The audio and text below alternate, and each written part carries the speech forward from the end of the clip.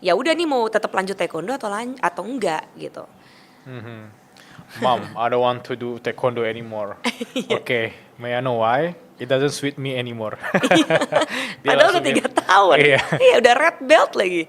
Tapi apakah ada fase di mana si Galan ini atau anak pertama itu punya sesuatu yang di sekolah atau di lingkungan dia, let's say dia orangnya people pleasing, dan dia nggak ceritain ke ibunya, dan bagaimana cara ibunya tahu apakah kondisi di sekolahnya, kondisi keadaan di luar, kita nggak pernah tahu kan.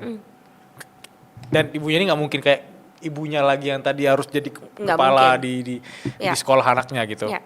Bagaimana cara diskusi dengan anak kalau apa yang terjadi? Dan aku pernah ngerasain aku berbohong pada ibuku ketika aku SD. Aku nggak bilang ke ibuku kalau aku main bola karena ibuku melarang aku main bola karena aku sempat disiku dan keluar darah, dan aku berbohong terus sampai aku SMP gitu. Kamu takut ibumu sedih ngeliat kamu. Iya, aku takut ibu sedih, dan aku juga takut aku nggak main bola lagi.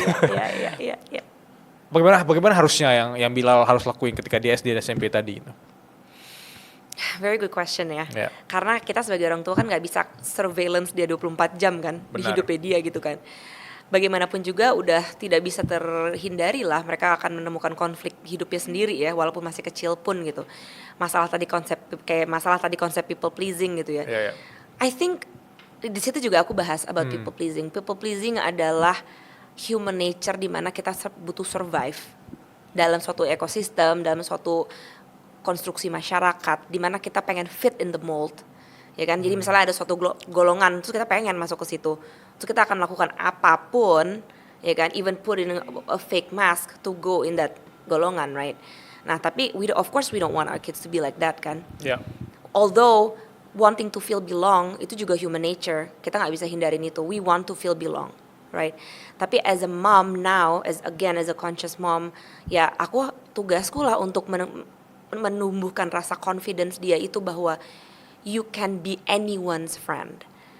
Dan nggak mungkin you are everyone's friend juga. And not everyone will like you, just like you won't like anyone. Nggak mungkin dong kita suka sama semua orang. Benar. Jadi kita juga harus terima, belum tentu orang suka sama kita. Yeah. Jadi aku udah mulai membiasakan ke anak-anak bahwa pertemanan itu juga tumbuh karena vibrasi, karena frekuensi, karena kenyamanan. Dan aku punya anak 2 ya, dua-duanya cara bergaulnya beda banget. Yang satu lebih social butterfly, yang satu lebih reserve. Jadi ibaratnya reserve tuh dia lebih nyaman sama circle yang sama, repeating the same friends gitu ya. Yang satu seneng eksperimen. Yeah. Jadi semuanya aku bahas di buku itu. Dua-duanya sangat menarik dan ngajarin aku